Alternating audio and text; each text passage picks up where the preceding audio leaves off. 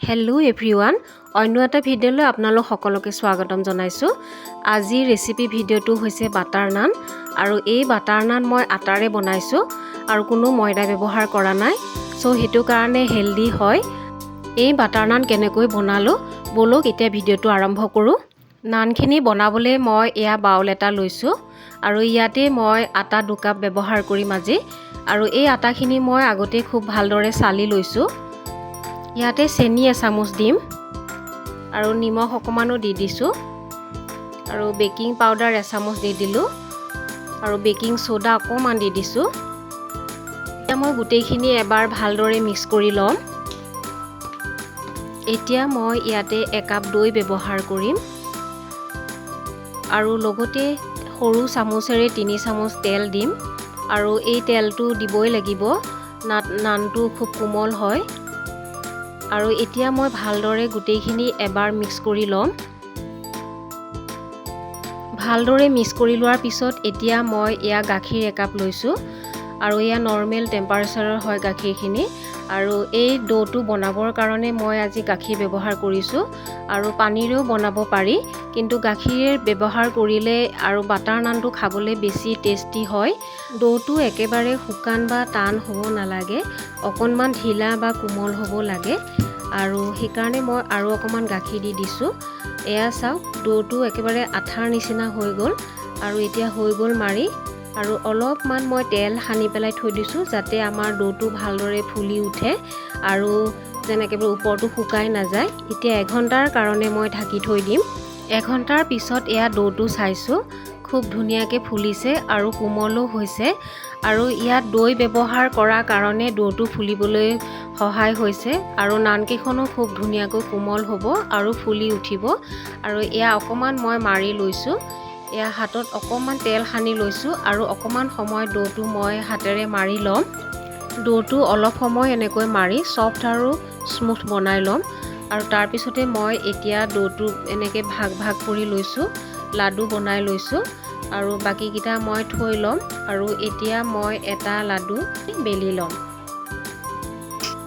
ছাৰ্ফেচখনত অকণমান আটা ছটিয়াই লৈছোঁ যাতে আমাৰ এই লাডুটো লাগি নধৰে। এয়া হাতেৰে ভালকৈ মই স্মুথ কৰি লৈছোঁ। এতিয়া মই ধুনীয়াকৈ বেলি ল'ম।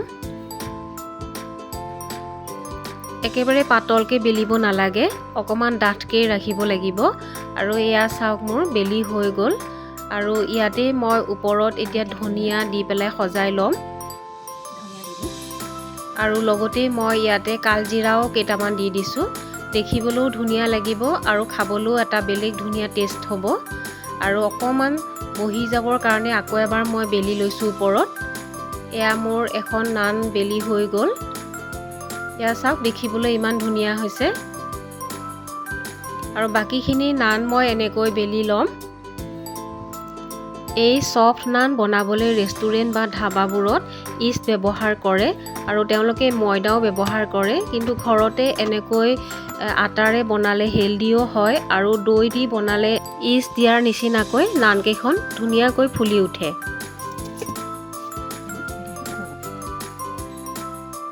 এয়া মোৰ গোটেইকেইখন নান বেলি হৈ গ'ল। এতিয়া মই গেছৰ ওপৰত এয়া টাৱা এখন উঠাইছোঁ। টাৱাখন গৰম হ'ব লাগিব। এয়া চাওক, মই এখন নান ইয়াতে দি দিছোঁ।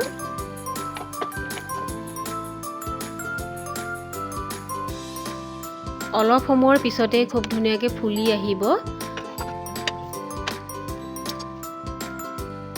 এয়া মই লুটিয়াই দিলোঁ। এখন নান হ'বলৈ হ'লে 1 মিনিটমান সময় লাগে।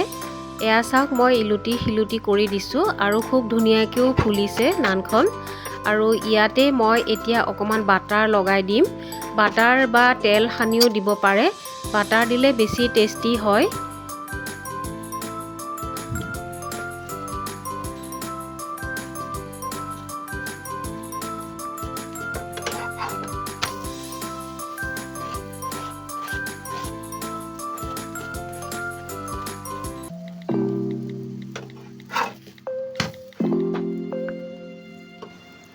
এয়া চাওক, এখন নান হৈ গ'ল আৰু বাকীখিনিও মই এনেকৈ বনাই লওঁ।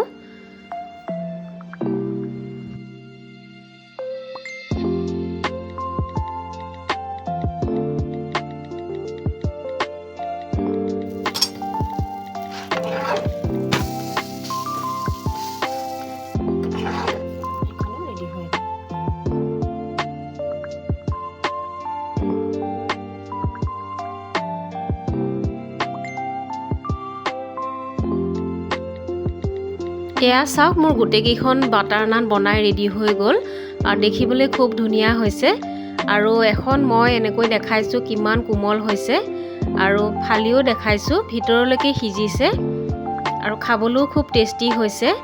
আজি এয়া বাটাৰ নান মই পনীৰৰ লগতে ছাৰ্ভ কৰিম আৰু এয়া বাটাৰ নান চিকেনৰ লগত মটৰ পনীৰৰ লগত সকলোৰে লগতে খাব পৰা যায়।